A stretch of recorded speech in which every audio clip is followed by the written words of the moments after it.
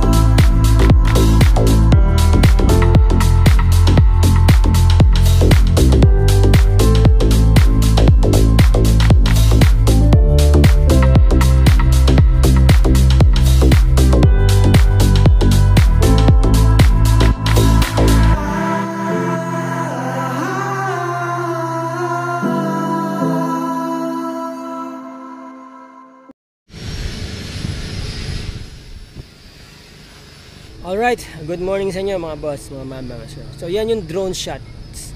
Yan yung drone shots ng property na to, no? Medyo na ano lang ako dito sa nakikita ko, ayan, no? Diba? Marami na namang turista ngayon dito sa Cabangan. Kasi marami na namang nagre-rent ng banana boat. Yun, no? Andito ako ngayon sa roof deck nitong binibentang beach property, house and lot dito sa Cabangan, Zambales. Kapag nandito kayo sa taas, makikita nyo ang ganda ng view. Oh.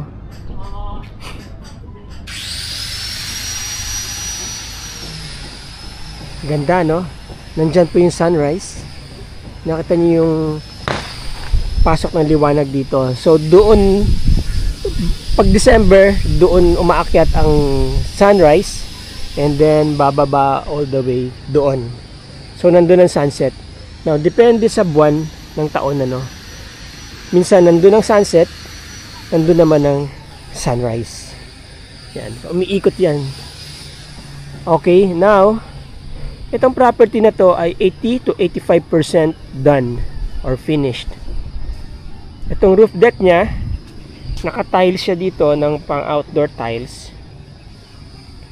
80 by 80 siguro to. Tapos naka brick tiles, no. Ang kanyang motif or ang kanyang color off-white. Outdoor niya, no, outdoor paint niya ay off-white. Tapos combination siya ng light gray, black at saka gloss white. Right, yung labas gagawin daw nilang gloss white yan. Tapos ito. Now, simple lang ang kulay, ano. Maganda, very natural dahil nagbe-blend sa surrounding, 'di ba? Alam niyo naman yung parang bato, no. Sa bundok, sa dagat, maganda ang blending niyan. Tapos yung white is a neutral color. Ina-absorb niya kung ano man yung, or binabagayan niya kung ano man yung kahit na anong kulay na eterno niya sa kanya. Ganda. Itong mga railings na to, ang ilalagay dito ay tempered glass. Kaya kapag nandito kayo, very minimal ang obstruction sa inyong view, no? Ganda rito. Itong mga posts na yan, lalagyan po ng ilaw lahat yan. May mga ilaw yan.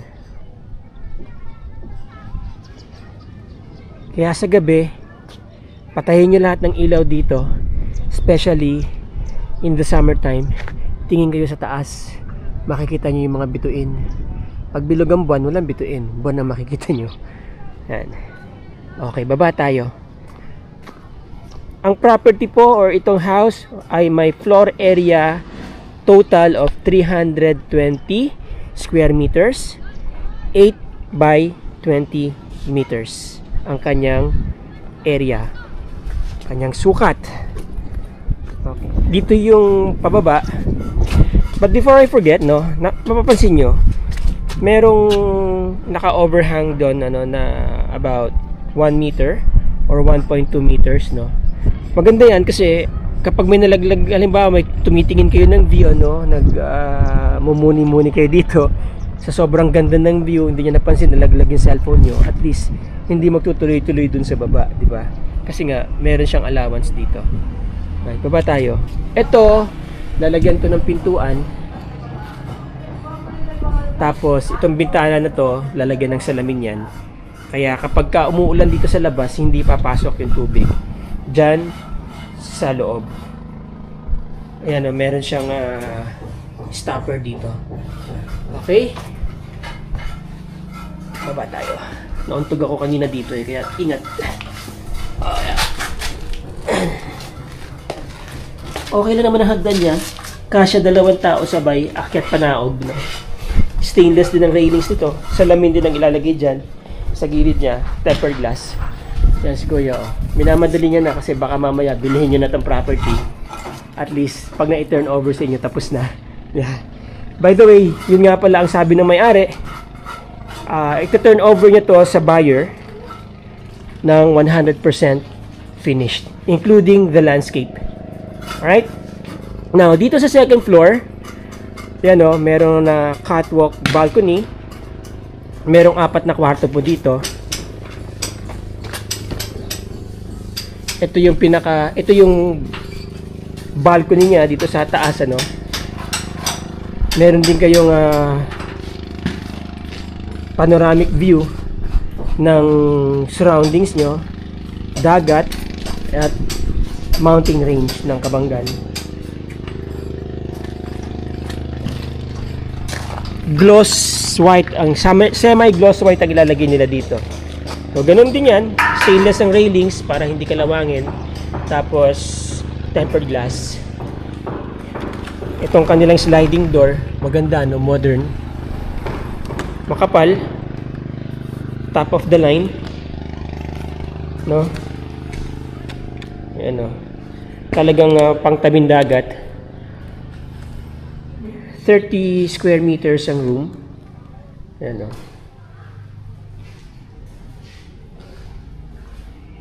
Naka-concave na rin ang ceiling dito.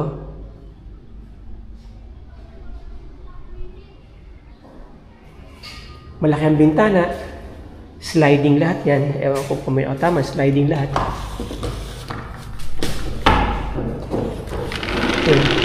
Fixing sa gitna.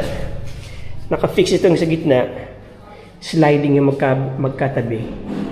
Yung both ends. And of course, kita nyo rito yung mountain range. Yan. Kita nyo rin yung swimming pool at saka yung ilog dito sa likod. Marami pong nangingisda dyan, maraming nahuhuling ano dyan, hipon na maliliit. Ito yung comfort room, toilet and bathroom.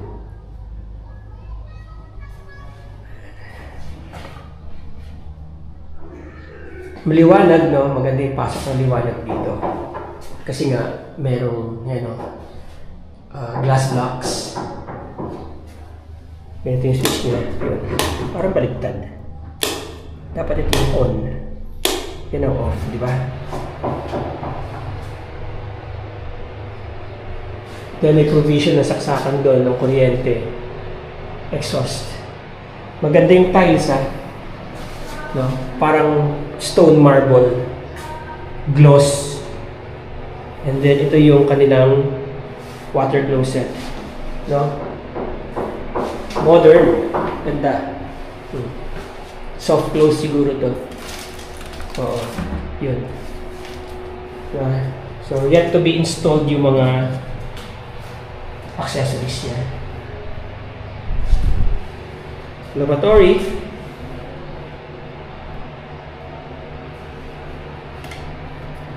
Ang ganda yung gripo.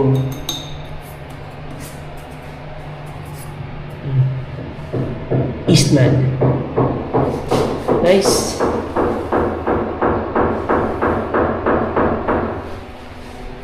So, yung tiles hanggang doon sa kisame. Right?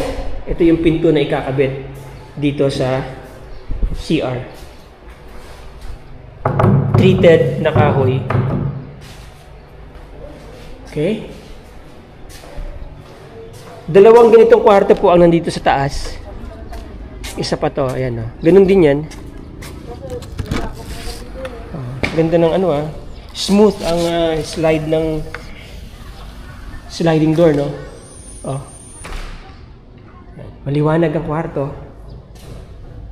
Ganun din.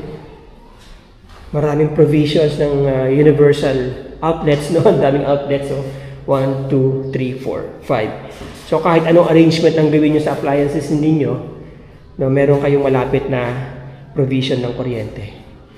And dito, maganda maglagay dito ng upuan, sofa, small table or coffee table para kita nyo yung sunset dito. No?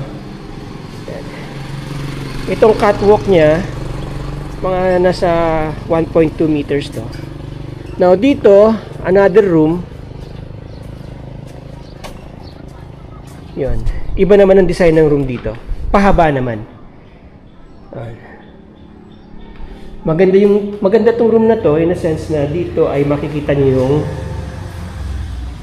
may panoramic view kayo ng sunset, although na syempre may mga kabahayan dyan.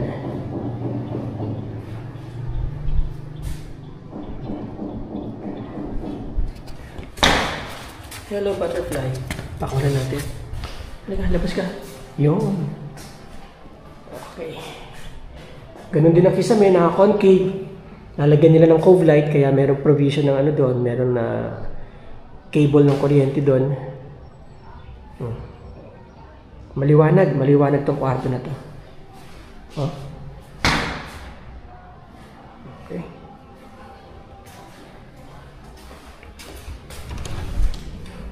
Ito ang CR.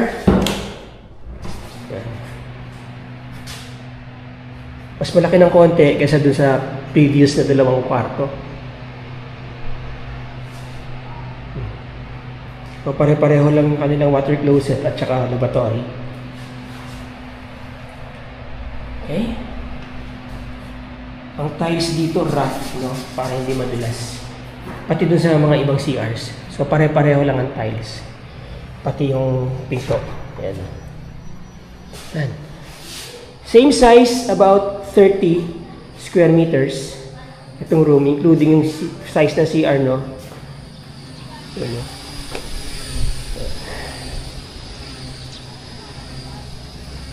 Itong mga poste na to, lalagyan din daw ng ilaw to. Paikot, ano? Pwede kayo umikot sa buong building dito sa second floor. Ikot niyo yung mga kwarto. Kasi dito, merong another room, pareho lang dito sa pinanggalingan natin na yan. Dito naman, may view kayo ng, again, yung mountain range, no? Ang ganda, oh.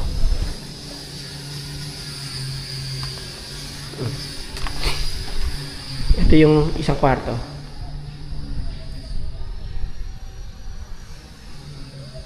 Ganun din ang CR. By the way, yung mga hamba nila, kahoy, no? Stainless ang mga hinges. Magaling yung tile setter nila. Ganda ng pagkakapantay-pantay ng tiles, oh. No? Tapos itong shower area, nakalubog na tong area ng dito sa shower area. About 1 inch para syempre hindi basta-basta pumasok ng tubig dito. Siguro lalagyan pa nila ng enclosure yan. No? Okay? Baba tayo sa first floor. Ayan yung swimming pool, oh. Naka-mosaic yung tiles. May makina po yan. Doon ilalagay.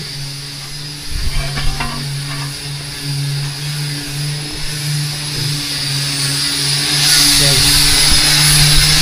Alright, mababa tayo.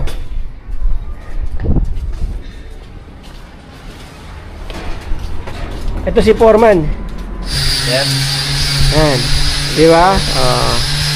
Parang chick boy, no? Jobert. Alright. So, ito yung hagdan. Maglalagay ba sila ng transformer dito? Opo. Mayroong transformer to? Okay. Ayun. Ayun, mga boss, mga ma'am, mga sir. Kasama na yung transformer. Kaya wala kayong problema sa fluctuations ng kuryente. Stable ang kuryente nyo dito. Now, itong paligid niya ay ila-landscape yan. Kapag ka-turn over sa inyo to, talagang 100% done. Pulido, maayos, maganda, lilipat na lang kayo. I-enjoy nyo na lang tong lugar na to. Ito yung makina ng swimming pool dyan nakalagay. Sir, anong source ng tubig nyo dito? Ilan ang butas nyo? Ito po yung temporary. Ito yung temporary, pero maglalagay pa kayo. Saan kayo maglalagay? Mga ilang butas pa? Para sa swimming pool. Para sa swimming pool. Tapos sa bahay, saan manggagaling ang source? Mga gano'n din magpapadredging. Magpapadredging din ulit. So, iba yung magiging source ng bahay, iba sa swimming pool. Malamang, no? Tapos, ang level tank o pressure tank? Yung sa bahay, pressure tank na dito. Maglalagay kayo ng level tank. hindi ko lang alam ang plano. Okay. At anyway, importante may source ng tubig, no? Okay. Ngayon, yung wall dito sa baba, anong tawag sa tiles na yan, sir? Stone tiles po. Stone tiles. Ang ganda, no? Ayan. So, ito, ang accent niya dito, stone tiles, no? Ganda, oh. No? Oh. Ito ngayon yung pinaka veranda or porch dito sa baba. Tapos na landscape at ng paligid, ano? Apo. Magtatambak pa kayo. Opo. Tatambak pa, di ba? Babackfill pa yan. Magbabackfill pa. Din yan, papalitan pa yan ng pebble. Hindi tiles. Ito. Sa ibabaw ng ano. Yung ibabaw ng riprap. Ito swimming pool. Yung swimming pool, lalagyan pa ng, papalitan ng tiles yan. Pebble. Pebbles ang ilalagay. Apo. So, papalitan yan. Sa side siguro mga 1 meter pebbles din. Sa side pebbles din, pinaka walkway. Apo. Mga gaano 1 meter ang lapad. Okay. Thank you, Foreman. Ayos, ang ganda ng project nyo. Ngayon, itong pintuan, ang lapad, do. Anong size itong pintuan nyo? Ano to? 120. 120. Ang ganda, ang lapad. So, pasok na pasok lahat ng appliances nyo dito. So, from here, ito yung kanilang living area, kitchen, breakfast nook, may powder room dito. Hindi. Anong po ba to? Anong gagawin dito sa loob na to? Utility? Hindi to CR? Hindi. Bakit merong para sa drainage? Okay, wala ikakabit na anidoro dito at saka wala. Nandito yung mga breakers. Ito, electric room tsaka utility room na to. Itong lugar na to. Yan. Ganun din ang tiles dito, ano, may haspe. Parang light gray ang kulay na may konting touch of brown. Tapos merong grain, parang wood grains, no, ang design. Yung countertop ay naka-granite, black, marble black. Naka-cove na rin nung ceiling dito. Medyo nakaangat dito sa bandang dining area. Breakfast nook. Ganun din ang tiles, no? Stone tiles. Dito maglalagay ng, kung hindi gas range yan, ay induction.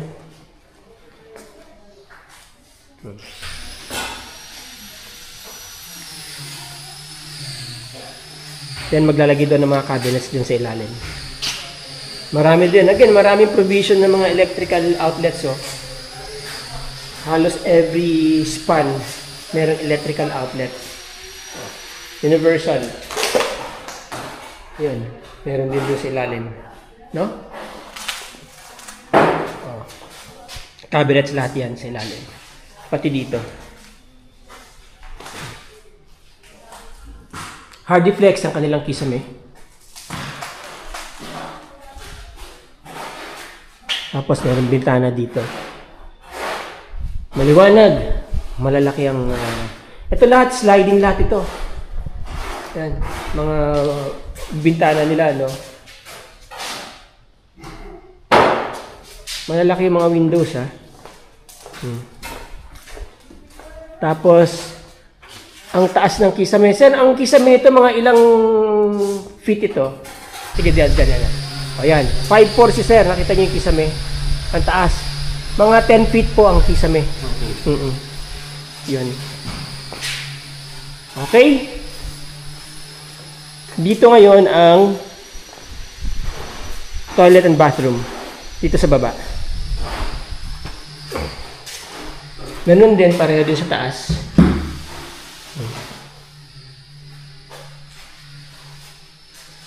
Ganun din ang tiles. Ganun din ang water closet. Nandito siguro ilalagay yung lavatory, no? Then shower area. Okay? Labas tayo. Ang daming talagang provisions ng ano, mga outlets. Puro outlets. So, kita nyo? Di ba? Alright. Now, ito ngayon ang kanilang pinaka main door coming from carport. Yan ang carport. Eksakto lang, isang SUV, van, or coaster. Kasyang-kasya dito.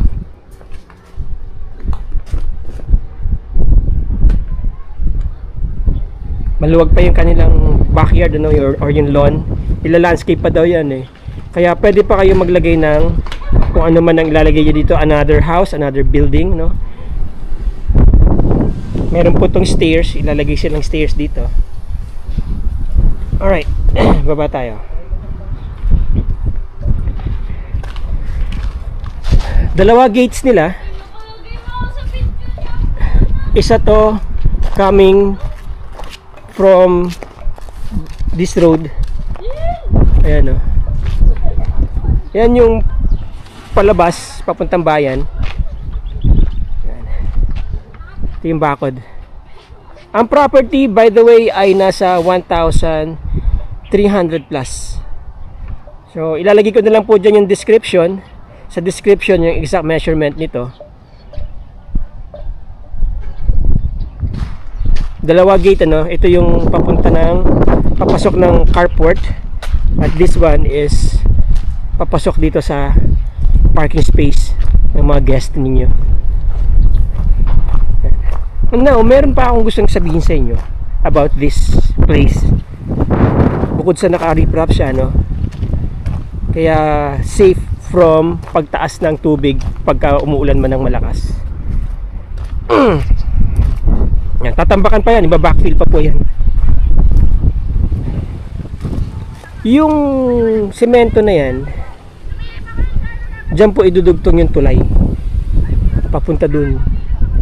Steel bridge palabas doon para makalabas kayo dun sa bayan. May kalsada po dyan. Dati nang ginagamit yan na daanan ng mga locals, no? So may access dito, meron din access dito eventually. Now ito, nagbigay yung may-ari dito ng road right of way about 6 meters dito sa gilid ng kanilang bakod. May 6 meters po dyan na road right of way papunta dyan sa tulay. Alright? Yun. Luwag pa yung property, di ba? Ito yung pool. Ay.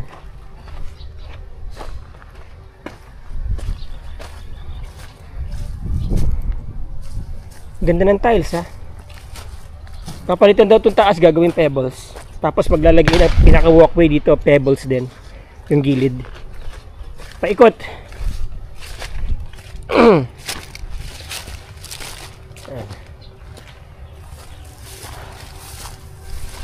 Ito yung mababaw, no? Jacuzzi. Kita niyo yung mga butas. Right?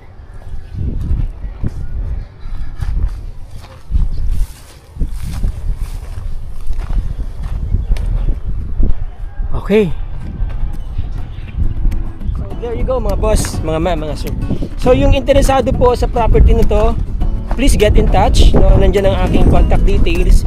Yan ang aking Viber, WhatsApp, and Globe. Ang aking email. Ang Facebook link ko, if you want to message me sa Messenger, nandiyan po sa description. Click nyo lang yung description. Click nyo lang yung link. Message nyo ako. Tawagan nyo ako. If I'm not able to answer you, within 24 hours, I'll get back to you. Ano po. At maraming salamat mga boss, mga ma'am, mga sir, sa inyong oras, sa inyong panonood. In the next video. Just thinking about your eyes, and that can't be all bad.